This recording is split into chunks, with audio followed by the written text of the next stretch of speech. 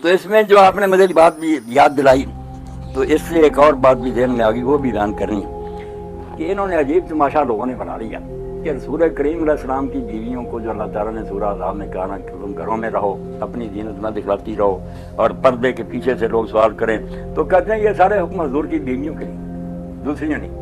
دوسروں کے سامنے بے شک عورتوں کے ساتھ اٹھا کر باتیں کرو، سامنے جا کر انہیں چیزیں مانگو۔ بھئی اللہ کے رسول کی بیویوں کو تو پہلے اللہ نے مخاطب کیا کہ پہلے حضور کے گھر میں تو یہ نمونہ قائم ہو، ورنہ یہ تو نہیں کہ یہ حکم ان کے لیے، ان میں سے کون سی بات ہے جو صرف ان کے لیے مخصوص؟ قرآن سنتے جائیں اور ان لوگوں کی حالت پر افسوس کرتے ہیں۔ ایک طرف یہ لوگ بڑے آزاد خیال بنتے ہیں، روشن خیال، جب ایک حکم کی علت بیان ہو گئی کہ یہ حکم کیوں دیا جا رہا، وہ اجتہاد ہو گیا کہ پھر وہ علت جہاں پائی جائے گی، جیسے شراب کے بارے میں کہا اس سے آدمی جو ہے اس کی عقل پر پردہ پڑ جاتا، اب جو چیز عقل کو ڈھانکے گی اندر آتی جائے گی۔ حضور کی بیویوں کے ساتھ جب کہا کہ اس طرح نہ کرو تو وجہ کیا بیان کی، سن لو اور دیکھو کہ دوسری عورتوں کے لیے تو بالاولا، اس کو کہتے ہیں وہ اجتہاد جو اس سے زیادہ، کہتے ہیں حضور کی بیویوں سے لوگ دوسریوں کو زیادہ کرنا چاہیے اگر صحیح منع میں پڑے۔ وہ کچھ نرمی کرتی، مائیں تھی امت، احترام تھا ان کا، دوسری عورتوں کا کیا شرم لحاظ میں۔ تو یہ بالکل ایسے ہی سمجھیں جیسے کئی ظاہریوں نے کہا ان مجتہدین کی طرف کہ قرآن میں صرف کہا کہ باپ کو اف نہ کرو، مارنے سے منع نہیں کیا، ڈنڈے مارتے تھے باپ۔ اب یہ ہے ان لوگوں کا علم کہ لفظ لکھا ہوا ہے کہ اف نہ کرو، بالکل کتابوں میں آئی ہے۔ ابن قیم کہتا ہے ظاہری ہونے کا یہ حال ہے، وہ کہتے ہیں مارنے کا منع کیا، حالانکہ یہ دلالت اولا ہے کہ اگر اف کہنا منع ہے تو مارنا تو اس سے زیادہ منع ہونا چاہیے، نہیں عقل آئی۔ ایک جگہ ظاہری نے کہا کہ لڑکی سے پوچھو نا جو کنواری ہے کہ ہم تیرا نکاح فلاں کے ساتھ کر رہے ہیں، اگر وہ خاموش رہے تو مطلب نکلا راضی ہے، اور اگر اس نے منہ سے کہہ دیا نا کہ میں راضی ہوں، پھر نہیں ٹھیک، پھر دوبارہ پوچھو۔ ابن قیم لکھ رہے ہیں وہ لائق ہو ظاہری ہے، جب آدمی ظاہری ہو جائے تو پھر یہی نتیجے نکلے ہوتے ہیں۔ حضور کی بیویوں کے حکم پڑھیں، خدا کی قسم نکلتا ہے، اور حضور کی بیویاں نہ بھی ایسا کرتی تو خیر امت کی عورتیں ضرور کریں۔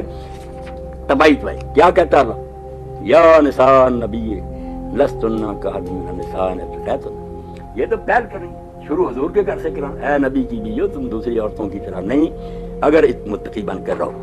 فلا تخضعن بالقول، حکم کیا پہلا کہ لوچدار آواز سے، یہ کہتے لڑکیاں گانے گائیں، موسیقی، کچھ نہیں بگڑتا، صرف بات ہی کرنی تھی تو کہا رسول کی بیویوں نے بدماشی کی نہیں کہ نرم لہجہ، فلا تخضعن بالقول، لوچدار یا نرم لہجے سے بات نہ کسی سے کرنا، نتیجہ کیا ہوگا، وَيَطْمَعُ الَّذِي فِي قَلْبِهِ مَرَضٌ، جن کے دلوں میں شہوت کی بیماری ہے وہ غلط توقع قائم کر۔ اب یہ نبی کی بیویوں کے لیے زیادہ، وہاں تو شاید لوگ یہ نہ توقع کرتے، یہاں تو خطرہ ہی خطرہ کہ بچیاں اس طرح نزاکت سے باتیں کریں گی، تو علت کیا بیان ہوئی کہ نرم بات کرنے سے دلوں میں شہوت پیدا۔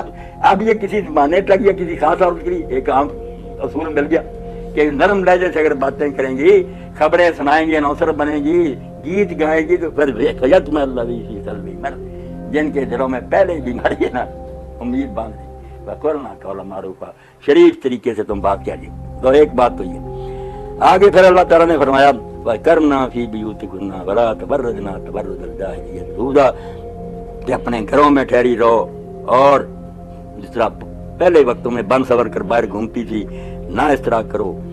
اسی میں وہ آیت آتی ہے کہ اللہ چاہتا کہ اہل بیت تم سے اللہ پریدی کو دور کرے اور پاک صاف رکھے، اس کو بھی شیعہ سنی کھینچ لائے گئے ادھر، اس میں بھائی کوئی بات نہیں کہ اللہ پاک کرنا چاہتا ہے کہ ضرور ہے یہ پاک کر ہی دینا ہے اس کو، یہ ارادہ تکوینی نہیں کہ ہو کر ہی رہے گا، یہ ارادہ تشریع ہے کہ یہ قانون جو دیے گئے ہیں کہ گھروں میں رہو، پردہ کرو، اس کا فلسفہ یہ ہے کہ تاکہ کوئی اسکینڈل نہ بنے، تم شریف رہ کے زندگی گزارو۔ یہ ظاہر کوئی اہل بیت اس پر یا نہ رہے اس کی اپنی مرضی، یہ نہیں کہ ضرور بانی جانا، خواہ وہ حضور کی بیویاں یا دوسرا خاندان، ان کے لیے کہ اللہ یہ چاہتا ہے ان قانونوں سے کہ تم پاک صاف رہو۔ جیسے ہمارے لیے وضو اور غسل کے مسئلے ہیں، وہاں بھی یہی لفظ آتے ہیں کہ اللہ چاہتا ہے کہ تمہیں پاک صاف رکھے، وہ یہ کہ آٹومیٹک ہو جانا ہے، نہ کوئی یہ فضیلت کی آیت ہے نہ یہ پابندی کی آیت ہے، یہ حکم اس لیے دیا گیا ہے تاکہ تم پاک صاف رہ سکو۔ جیسے بچوں کو ہدایت بیٹا یہ میں باتیں کروں تنگ کرنے کے لیے یہ فائدہ، اور اس میں بھی پھر صاف صاف بتایا۔ تو اس لیے کہتے ہیں دوسری یہ کہ عورتوں کا بناؤ سنگار کر کے گھروں سے باہر نکلنا تہذیب کی ترقی کی نشانی نہیں ہے، بلکہ یہ جاہلیت اولیٰ کی طرف ہے۔ کہتے ہیں ترقی نہ کرو، قرآن کا یہ پرانی جاہلیت ہے، وہ پرانی بے حیائی جس کی طرف تم جا رہے ہو، یہ کوئی عقل مندی کی بات نہیں، بچیوں کے لیے یہی ہے کہ وہ ڈھانگ کر اپنا آپ رکھے، اپنی عزت اور وقار کی حفاظت کریں. اس کا سب سے قیمتی گہنا جو ہے عفت پاک دامن. جس کو دبا لگ گیا، جس کا جی چاہے اس کو سستا سستا سمجھ کے چھیڑے، مزے دے، توبہ توبہ. یہ بچیوں کی عزت، ان کو وہ درجہ دو، ماں ہے تو اس کے قدموں میں جنت سمجھو، بیٹی ہے تو اللہ کی رحمت شمار کرو. بہن ہو تو ضرور بنا، 3 بہنیں بھی ہیں تو سے پردہ بن جائیں گی. بیوی ہے تو فرمایا یہ تمہارے لیے سارا ٹیسٹ یہی ہوگا کہ بیوی کے ساتھ سلوک کیا جو اسلام انہیں حقوق دیتا ہے. سر کے ان کو اپنے نا گھر کی سب سے قیمتی متاثر. اور جو کہتے نہیں کھلی چھٹی دے دو تاکہ لوگ خوب سیر ہو کر دیکھ رہے ہیں، پھر وہ ان کا جی بھر جائے گا، ہٹ جائیں گے. یہ ایسی دلیل ہے جیسے مولانا مودودی رحمۃ اللہ نے کہا کہ لوگ کہیں گے کہ یار چور ڈاکو تانے توڑتے پھرتے ہیں، سونا چاندی دولت جو ہے نا وہ سڑک پر رکھ دو، خود ہی ڈاکو کر توبہ کرنے. کوئی کرنے والی بات ہے کہ سب سے قیمتی شے بازار میں لا کے رکھ دو بیٹی اور بہن، کہ جس کا جی چاہے چھیڑے اور دیکھے. غلط بات. اور یہاں ایک بات میں یہ بھی کہوں گا، میں نے سنا اسرائیل ہے گاندھی صاحب کا، کئی لوگوں نے تماشا بنا لیا. حضور نے فرمایا پہلی نظر تیرے لیے حلال ہے، دوسری نہیں. کہتے ہیں نہیں پہلی نظر کی چھٹی ہے. سوال کیا، میں نے سن رہا تھا پروگرام کہ ہاں اتنی دیر تک دیکھتے رہو تک شہوت نہیں آتی. پہلی نظر اس وقت تک، جب شہوت آنی شروع ہو پھر سمجھو کہ پہلی نظر سمجھ یار حد ہو گئی. یہ وہی بات ہے کہ سمندر میں دھکا دے دو اور پھر کہو کہ دامن نہ تر ہونے دو. کوئی کرنے کی بات ہے. وہاں بات کیا، کسی جگہ روایت میں آدھا ٹکڑا، دوسری جگہ کھود کرتا کہ پہلی اچانک نظر کیا لوگوں نے پوچھا، دیکھنا نہیں چاہتے تھے، کسی موڑ پر اچانک نظر پڑی، آپ نے بولا اسی وقت نظر پھیر لو. اس طرح بس رکھا نگاہ پھیر، یہ پہلی جو اچانک پڑی یہ تیرے لیے معاف ہے، دوسری معاف. بات کہاں کی تھی؟ جان بوجھ کر دیکھنے پر لے گا کہ نہیں دیکھتے رہو، جب شہوت آنے لگے تو ہٹ دو. بالکل جھوٹی بات. اللہ کے رسول علیہ السلام جو بات تھی اچانک بتاتا ہوں سن لو نا ذرا. پہلے جریر ابن عبداللہ پہلی بات مکمل ہے. ان جریر ابن عبداللہ قال سألت رسول ان نظر الفجر. سب درست کریں جو اینکر ہیں. حضور سے لوگوں نے پوچھا اچانک نظر کے بارے میں، دیکھنے کا ارادہ نہیں، پڑ گئی ہے. فقال اصرف بصرک، اور میں اسی وقت اپنی نظر پھیر لوں. رواہ احمد و مسلم ابو داؤد و ترمذی صحیح. اسی کے لیے حضرت علی سے کہا یاری لا تدع نظرۃ النظرہ، اگر ایک نظر پڑ گئی ہے تب اس کے بعد دوسری دفعہ دیکھنے کا خیال چھوڑ اور ختم کر اس کو. فإنما القرورہ، جو وہ اچانک پڑ گئی تھی وہ معاف ہے، ولیس لک الآخرہ، اور جو دوسری تو ڈالے گا یہ نہیں معاف ہو. دین ترمیم نہ کرو، نہ بدلو دین کو جس طرح اللہ کے رسول نے دیا. عمل نہیں ہو سکتا تو رہنے تو دو وقدار باہر. ہاں یہ بھی دیکھیں یاد دلا دیا شریف صاحب نے. قرآن جب گھر میں جانے کی اجازت دیتا تو وہ کہتا کہ عورتیں جو نا اگر انہیں کوئی ایسے زیور پہنے ہوئے ہیں اپنے پاؤں میں جو شلوار کے نیچے چھپے ہوئے نہیں کچھ نظر آتے، تو وہ اگر بدنیتی سے اس طرح چلیں کہ وہ آواز آئے، پھر زیور کی آواز آنی. عورت نہیں دکھائی دی، نہ اس کی پلی لگی ہوئی، زیور کی آواز، مگر وہ آئی ہے عورت کے بدن سے.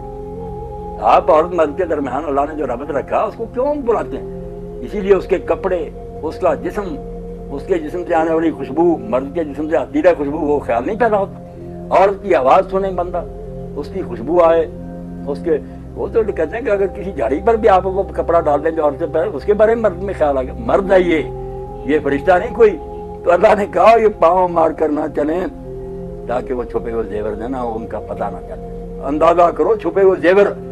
اب اس قرآن کو یہ ہضم کرانا چاہیں ہمارے مجتہدین کی، یہ چھٹی دیتا ہے کہ عورتیں گائیں اور موسیقی اور بیٹھیں، تو یہ قرآن پر ظلم عظیم ہی ہوگا. ایک بچی نے بھی گاندھی صاحب نے سے پوچھا تھا، میں پروگرام دیکھ رہا تھا کہ گاندھی صاحب آپ کہتے ہیں کہ نہیں دیکھے بھی سب ادھر کیا یہ آیا کہ پاؤں نہ ماریں. تو جنہوں نے دیا یہ تو اللہ سے پوچھیں کہ اس نے پھر یہ منع کیا، اس کی کوئی اجازت. یہ کوئی جواب ایک ایس دور کا دانشور اور ذہین آدمی ایسے جواب دے، یہ نہیں پتہ چلتا کہ اندر آواز دے رہا کہ یہ نہیں بے جوڑ باتیں ہیں. اللہ روکتا کہ نہ دیکھو، نہ ان کو بازاروں میں گھومنے دو، نہ یہ اپنے حسن کی نمائش کرتی کریں. بطول باش ہو پہنا شوق عظیم اثر. اقبال جیسا دانشور کہتا ہے فاطمہ بندہ اور اس زمانے کی نگاہوں سے چھپ جا، پردہ بے پردگی چھوڑ. بطول باش ہو پہنا شوق عظیم اثر کہ درا ہو شبیر پیری، پھر تیری گود میں حسین آئے گا، ورنہ گنڈے اور بدماش ہی پیدا ہوں گے اور معاشرہ دن دن تباہ ہوتا جائے گا.